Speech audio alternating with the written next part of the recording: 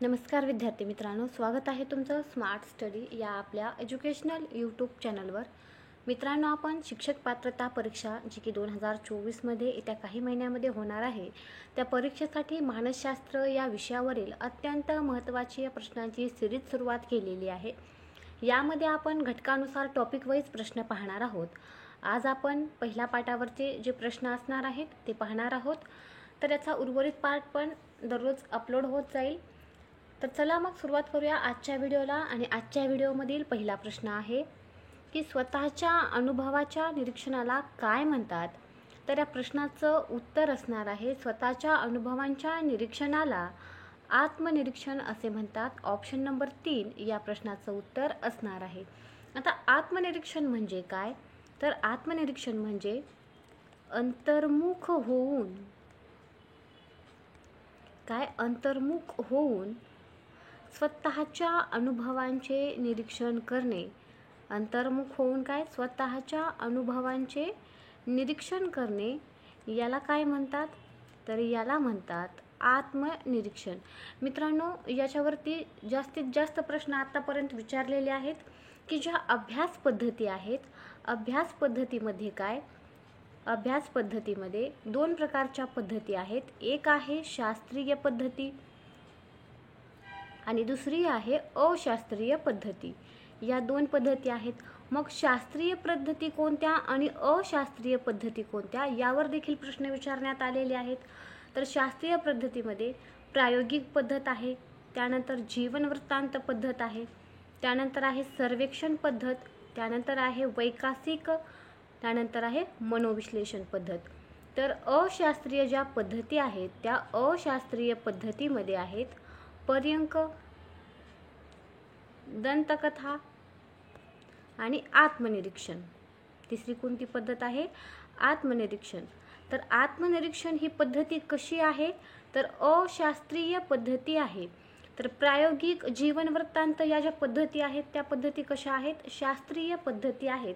अशा प्रकारचाही प्रश्न विचारला जाऊ शकतो. या ठिकाणी ऑप्शन 1 मध्ये दिलेला आहे बाह्य निरीक्षण. आता बाह्य निरीक्षण म्हणजे काय?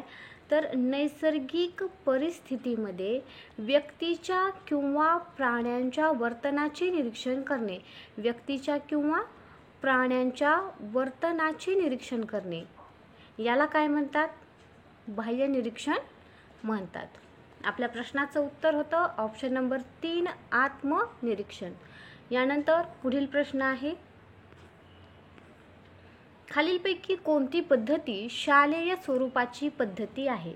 आता शालेय स्वरूपाची पद्धती असणारी पद्धत आहे प्रायोगिक पद्धत. ऑप्शन नंबर 2 या प्रश्नाचं उत्तर असणार आहे. या ठिकाणी ऑप्शन नंबर 3 चा विचार केला तर जीवन वृत्तांत नाव दिलेलं आहे. आता जीवन वृत्तांत पद्धती म्हणजे काय? तर काही व्यक्तींच्या वर्तनाचा सखोल अभ्यास करण्यासाठी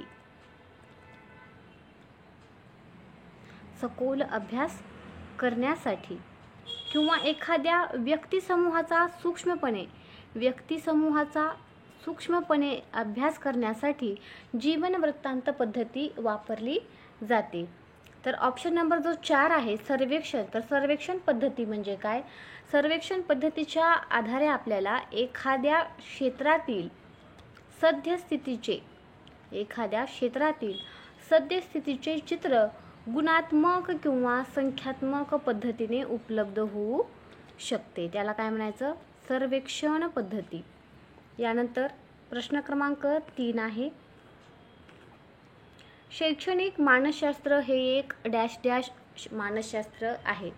तर शैक्षणिक मानसशास्त्र जे आहे ते एक उपयोजित मानसशास्त्र आहे. यानंतर पुढील प्रश्न आहे, विद्यार्थ्यांच्या विविध कृतीची माहिती कोणत्या पद्धतीने मिळते? तर विद्यार्थ्यांच्या विविध कृतीची जी माहिती आहे ती माहिती सर्वेक्षण या पद्धतीने मिळते. ऑप्शन नंबर 4 या प्रश्नाचं उत्तर असणार आहे. यानंतर पुढील प्रश्न, सर्वेक्षण हे नियोजनाला डॅश डॅश असते. तर जे सर्वेक्षण आहे ते नियोजनाला पायाभूत असते. ऑप्शन नंबर 4 काय आहे? पायाभूत असते. यानंतर पुढील प्रश्न आहे, मानसशास्त्र हे अवबोधाचे शास्त्र ही संकल्पना कोणी दिली? आता यावरती भरपूर प्रश्न विचारण्यात आलेले आहेत. तर या प्रश्नाचं उत्तर आहे फ्राईड यांनी मानसशास्त्र हे अवबोधाचे शास्त्र आहे ही संकल्पना दिलेली आहे. या ठिकाणी ऑप्शन नंबर 2चा विचार केला तर वॅटसन हे नाव दिलेलं आहे. तर वॅटसन यांच्याबद्दल सांगायचं झालं तर हे अमेरिकेतील वर्तनवादी शास्त्रज्ञ आहेत. अमेरिकेतील वर्तनवादी शास्त्रज्ञ आहेत. कुठले शास्त्रज्ञ आहेत यावरही प्रश्न विचारण्यात आलेले आहेत. तर वॅटसन हे अमेरिकेतील वर्तनवादी शास्त्रज्ञ मानसशास्त्रज्ञ आहेत आणि त्यांनी मन आणि बोधावस्था झुगारून देऊन मानवी वर्तनाचे शास्त्र ते मानसशास्त्र अशी व्याख्या केलेली आहे. Psychology is the science of human behaviour अशी व्याख्या वॅटसन यांनी केलेली आहे. तर इथं वुडवर्थ हे नाव दिसत आहे. वुडवर्थ यांच्या व्याख्येचा विचार केला तर मानव आणि मानवेतर प्राण्यांच्या वर्तनाचे शास्त्र, मानव आणि मानवेतर प्राण्यांच्या वर्तनाचे शास्त्र जे आहे ते मानसशास्त्र अशी व्याख्या केलेली आहे वुडवर्थ यांनी. यानंतर पुढील प्रश्न आहे, निरीक्षण पद्धतीमध्ये कशाची आवश्यकता नसते म्हटलेलं आहे. काळजीपूर्वक प्रश्न वाचन करा. तर निरीक्षण पद्धतीमध्ये आवश्यकता नसते तर ती आवश्यकता नसते साधन सामग्रीची, कारण तिथं निरीक्षण करायचं आहे. अतिशय सोप्या पद्धतीचा हा प्रश्न होता. यानंतर पुढील प्रश्न असणार आहे, सर्वेक्षण पद्धतीमध्ये मुलाखती कशा असाव्यात? तर सर्वेक्षण पद्धतीमध्ये ज्या मुलाखती असाव्यात त्या मुलाखती अनौपचारिक प्रकारच्या असाव्यात. ऑप्शन नंबर 2 या प्रश्नाचं उत्तर असणार आहे. यानंतर पुढील प्रश्न आहे, बालपणीच्या संग्रहित माहितीचे वर्गीकरण करून जीवनावश्यक समस्यांचे विश्लेषण म्हणजे डॅश डॅश पद्धती होय. तर या प्रश्नाचं उत्तर असणार आहे जीवन वृत्तांत पद्धती. मी या अगोदर पण तुम्हाला सांगितलं की जीवन वृत्तांत पद्धती म्हणजे काय, तर काही व्यक्तींच्या वर्तनांचा सखोल अभ्यास करण्यासाठी, म्हणजे बालपणीचा एखाद्या व्यक्तीचा जेव्हा सखोल अभ्यास केला जातो बालपणापासून, त्यांच्या माहितीचे वर्गीकरण, त्यांच्या जीवनावश्यक समस्यांचे जेव्हा विश्लेषण केले जाते, अतिशय सूक्ष्मपणे अभ्यास केला जातो, तेव्हा जीवन वृत्तांत ही पद्धती त्या अभ्यासासाठी वापरली जाते. या पद्धतीबद्दल जर बोलायचं झालं तर यामध्ये जे महत्त्वाचे पॉईंट आहेत ते पाहूया जे की तुमच्या उपयोगी पडतील. तर अध्ययनार्थी जो आहे त्या अध्ययनार्थ्यावर, त्याच्या मनावर व्यक्तीचा व सभोवतालच्या परिस्थितीचा सतत परिणाम होत असतो. मग त्याच्या भूतकाळातील अथवा वर्तमान काळात ज्या गोष्टी असतात त्या गोष्टींचा अध्ययनार्थ्यावर परिणाम झाला आहे की नाही हे जीवन वृत्तांत पद्धतीने समजते. त्यानंतर व्यक्तीची किंवा व्यक्तिसमूहाची माहिती संकलित करण्यासाठी त्यामध्ये काय असतं, वस्तुनिष्ठतेपणा येत असतो आणि संकलित केलेल्या माहितीचे निष्कर्ष काढून अध्ययनार्थी जो आहे त्याच्या समस्या सोडविण्यासाठी या पद्धतीचा उपयोग केला जातो. यानंतर पुढील प्रश्न आहे, बालकल्याणाच्या योजना आखण्यासाठी कोणत्या पद्धतीचा उपयोग होतो? तर बालकल्याणाच्या ज्या योजना आहेत त्या योजना आखण्यासाठी सर्वेक्षण या पद्धतीचा उपयोग होतो. यानंतर पुढील प्रश्न आहे, मानसशास्त्राचे जनक कोण आहेत? तर या प्रश्नाचं उत्तर योग्य असणार आहे की मानसशास्त्राचे जनक आहेत ॲरिस्टॉटल. तुम्हाला हेही माहिती असावायला हवं की कोणते शतक हे मानसशास्त्राचे शतक मानले जाते. तर 21वे जे शतक आहे ते 21वे शतक मानसशास्त्राचे शतक मानले जाते. आणि मानसशास्त्राच्या खऱ्या अभ्यासाची सुरुवात केव्हापासून झाली तर ॲरिस्टॉटलच्या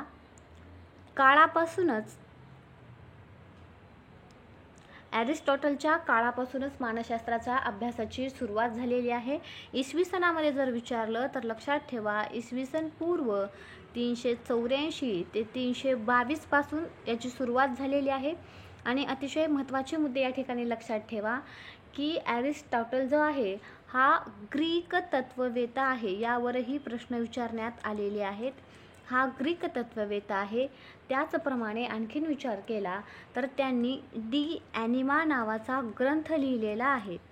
कोणता ग्रंथ लिहिलेला आहे? डी ॲनिमा नावाचा त्यांनी ग्रंथ लिहिलेला आहे. आणि या ग्रंथामध्ये त्यांनी आत्म्यासंबंधीचे विचार स्पष्ट केलेले आहेत. ही महत्त्वाची माहिती या ठिकाणी तुम्ही लक्षात ठेवा. यानंतर पुढील प्रश्न आहे, सायकॉलॉजी हा शब्द कोणत्या भाषेतून तयार झाला? मी तुम्हाला या अगोदरच सांगितलं की सायकॉलॉजी म्हणजेच मानसशास्त्र हा जो शब्द आहे सायकॉलॉजी हा कोणत्या भाषेतून तयार झालेला आहे? तर मित्रांनो, या प्रश्नाचं योग्य उत्तर आहे ऑप्शन नंबर 2. तर हा जो शब्द आहे तो ग्रीक या भाषेपासून तयार झालेला आहे. यानंतर पुढील प्रश्न आहे, B = SOR हे सूत्र कोणी मांडले? तर B = SOR हे सूत्र मांडलेलं आहे वुडवर्थ यांनी. ऑप्शन नंबर 3 या प्रश्नाचं उत्तर असणार आहे. याबद्दल थोडीशी माहिती घेऊया की वुडवर्थ यांनी B = SO आणि R हे सूत्र मांडलेले आहे. तर या ठिकाणी B म्हणजे काय आहे तर बिहेवियर आहे. B म्हणजे काय? बिहेवियर. S म्हणजे काय तर स्टिम्युलस. त्यानंतर O म्हणजे काय? ऑर्गॅनिझम. आणि R म्हणजे काय तर R म्हणजे आहे रिस्पॉन्स या ठिकाणी. यानंतर मराठीमध्ये जर विचार केला तर वर्तन बरोबर उद्दीपक, जीव आणि प्रतिक्रिया असे हे सूत्र आहे. तर मित्रांनो, अशा प्रकारे आज आपण हे 15 प्रश्न पाहिलेले आहेत. भेटूया पुढच्या व्हिडिओमध्ये अशाच महत्त्वाच्या प्रश्नांसोबत. व्हिडिओ आवडल्यास व्हिडिओला लाईक करा, मित्रांसोबत शेअर करा आणि चॅनलला सबस्क्राईब करायला विसरू नका. व्हिडिओ पाहिल्याबद्दल पुनश्च एकदा तुमचे मनापासून आभार.